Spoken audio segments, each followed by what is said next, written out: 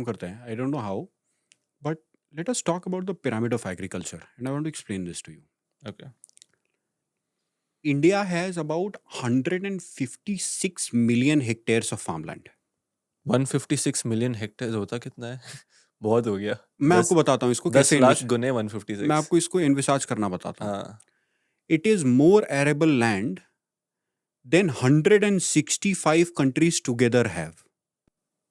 Wow. So, India has more arable land, and I'll repeat, more arable land than 165 countries together have. Bharat में उतना land है आप कह रहे हो? बहुत जमीन है. एरेबल लैंड, जमीन भी नहीं बोल रहा हूं मैं, मतलब जिसे ऐसी आप जगह उगा जहां सकते उगा हैं. सकते हैं आप. We are only second after US. उनके पास कुछ एक आध मिलियन हमसे ज्यादा है. इस 156 मिलियन हेक्टेयर्स में हम सब कुछ उगाते हैं. हम्म. क्योंकि अगर आप इस देश को देखो ना, ये बहुत मतलब कमाल की धरती है भाई. यहाँ ठंड भी होती है, यहाँ गर्मी भी होती है, हम्म. यहाँ ऑटम भी है, यहाँ सारे सीजन है. यहाँ काली मिट्टी भी है, यहाँ लाल मिट्टी भी है, यहाँ सारी मिट्टी है. यहाँ बारिश भी होती है, एक ही समय पे ठंडी और गर्मी भी पड़ती है. हम्म. सो अगर भगवान ने कौन सा देश ऐसा बनाया जो एग्रीकल्चर के लिए बहुत, जिसको फर्स्ट प्राइज मिलना चाहिए ना, वो भारत है. कंडीशंस के हिसाब से. हार बिल्कुल, जमीन, क्लाइमेट, और कितने फार्मर्स हैं. मतलब आप बाहर के देशों में आप घूम रहे हो, लोग ही नहीं है. हमारे यहाँ लोग तो है, कमी नहीं है लोग की. कमी नहीं है लोगों की, और ये हमारी सुपर पावर है. और as a result of this अभिनव, हमारे देश में सब कुछ, मोस्टली सब कुछ उगता है, और सब कुछ उगाया भी जा सकता है. हम्म. हमारे यहाँ ऑलिव भी उगा सकते हैं, हमारे यहाँ वीट भी उगा सकते हैं, हमारे यहाँ ऑरेंज भी उगा सकते हैं, हमारे यहाँ मैकेडेमिया नट्स भी उगा सकते, सब उगा सकते हैं. अच्छा या बहुत अच्छा है, इस पे कमेंट नहीं करूंगा, उग तो जाएगा. पर उगा सब सकते हैं. हम्म. इसलिए हम सब कुछ उगाते भी हैं. ठीक है.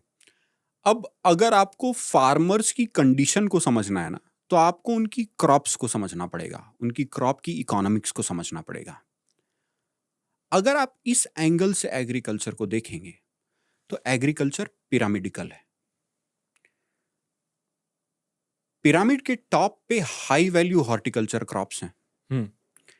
पिरामिड के बॉटम पे ऐसी क्रॉप्स हैं जो कम कॉस्ट ऑफ कल्टीवेशन होता है, कम रेवेन्यू होता है.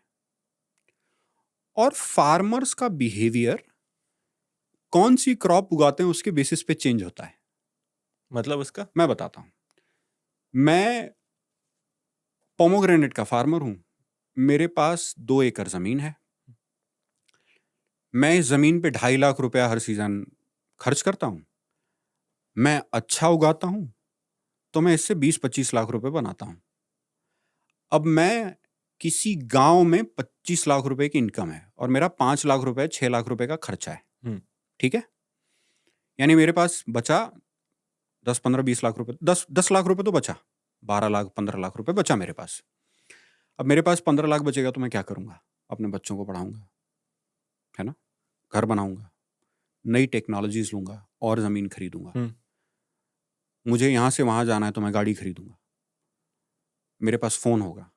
मेरे पास फोन होगा तो मैं व्हाट्सएप पे लोगों से जुड़ूंगा. मैं यूट्यूब देखूंगा तो एग्री टॉक पॉडकास्ट देखूंगा. हम्म.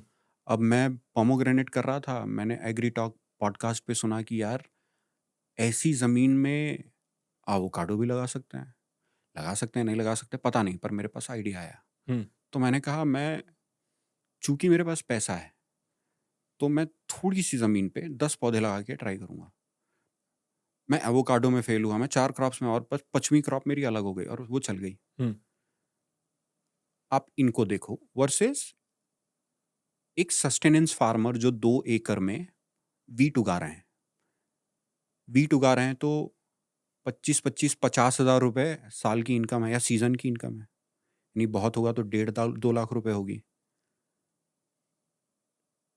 भगवान की कृपा रही तो एक गाय या भैंस होगी, वहां से भी थोड़ा पैसा बन जाएगा. हम्म.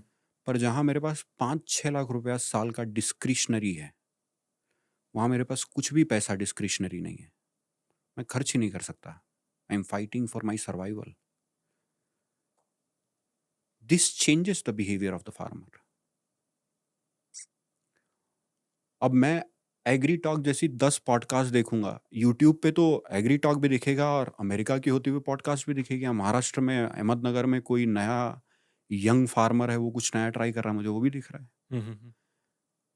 अब अगर मैं ऐसी कई चीज़ें देखूंगा तो मुझ में कौतूहल होगा और जानने का. मुझ में कौतूहल होगा तो मुझे ट्राई भी करना है. It changes your fundamental outlook to life. So आप अगर उस पिरामिड पे वापस जाओ तो पिरामिड के बेस पे हम ऐसी क्रॉप्स उगा रहे हैं जिनका कॉस्ट ऑफ कल्टीवेशन भी कम है और रेवेन्यू भी कम है. और जब आप ऊपर जाते हैं तो ऐसी हाई वैल्यू क्रॉप्स हैं. अब 150 मिलियन हेक्टेयर्स में से 30 मिलियन हेक्टेयर्स ऐसे हैं जिनमें हम हॉर्टिकल्चर का प्रोडक्शन करते हैं. बाकी 120 मिलियन हेक्टेयर में हम बाकी क्रॉप्स का प्रोडक्शन करते हैं. 150 मिलियन हेक्टेयर आप कह रहे हैं इसमें उग रहा है सब. 150 million hectares, 156 million hectares to be accurate, जहां पे सब कुछ उग रहा है, जिसमें 30 मिलियन हेक्टेयर्स हॉर्टिकल्चर है. वाह. है ना. फॉर्चुनेटली ये भी 3.5-4% CAGR से बढ़ रहा है. यानी ये बताता है कि किसान बदल रहे हैं अपनी क्रॉप्स. वो फील्ड क्रॉप से हॉर्टिकल्चर क्रॉप्स की तरह भाग रहे हैं. और आप यही देखो ना, अगर किसी तरीके से मैंने एक वीट के फार्मर को टमाटर उगाना सिखा दिया, मैंने उनकी जिंदगी बदल दी. आप आंध्र प्रदेश में कुछ गवर्नमेंट्स वर ट्राइंग कि किस तरीके से हॉर्टिकल्चर को as a tool of elevation of poverty use करें. और आप सोचो ना, एक आधे एकड़ में भी किसान ने सक्सेसफुली टमाटर उगा लिया और भगवान की कृपा से रेट भी मिल गया, इनकम तो ट्रिपल हो गई. और इनकम डिक्टेट्स कि फार्मर का बिहेवियर कैसा होगा. इस 30 मिलियन हेक्टेयर को भी अगर लें, इस 30 मिलियन हेक्टेयर में कुछ 15 से 20 मिलियन हेक्टेयर में ऑलरेडी ड्रिप इरिगेशन जैसी टेक्नोलॉजी घुस चुकी है. सो किसान जो फरो इरिगेशन या फ्लड इरिगेशन के थ्रू पानी दे रहे थे, उन्होंने देखा कि अगर पर प्लांट पानी दूंगा मैं, तो इतना पानी जमीन में नहीं भरता कि रूट सांस ना ले पाए. और प्लांट हेल्दी रहा तो आउटपुट हेल्दी हुआ. तो वो सारे किसानों ने कहना शुरू किया, पानी सही तरीके से इस्तेमाल करना है. वर्सेस ऐसे भी किसान हो सकते हैं जिनको अभी तक ये नहीं समझ में आया, तो उनको लगता होगा कि यार अगर पानी भर के खेत में चलाया नहीं तो हम तो खेती नहीं कर पाएंगे. So how are farmers think, इसको डिकोड किया जा सकता है कि वो कौन सी क्रॉप उगाते हैं और उसकी इकोनॉमिक्स क्या है और कितने टाइम से कोशिश कर रहे हैं. और पूरा बिहेवियर बदल जाता है. जैसे हमारे ऐसे फार्मर्स हैं, और मैं एक दो नहीं, मैं कोशिश करता हूं कि अपने फार्मर से बहुत फ्रीक्वेंटली बात करता रहूं. सेंसर्स पे उन्होंने महारत हासिल कर ली है. जो चीज सीखने के लिए आपको 4 साल की डिग्री चाहिए, उसके बाद एक्सपीरियंस चाहिए, मैं प्राउडली ऐसा कह सकता हूं कि इस देश में ऐसे फार्मर्स हैं जिन्होंने खोल खोल के ये भी देखा है कि इसमें कौन सा मटेरियल है. ऐसे भी फार्मर्स हैं. सीखने के लिए रेडी हैं.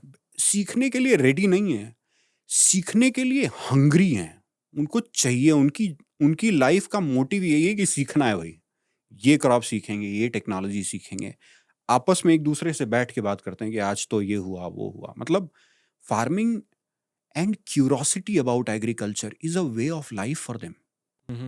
और हर वो एलिमेंट जो एग्रीकल्चर को इम्पैक्ट करता है, सरकार की पॉलिसीज हों, क्लाइमेट चेंज के बारे में, लोग ऐसे हैं भाई साहब जो क्लाइमेट एग्रीमेंट क्या था उसके बारे में जानते हैं.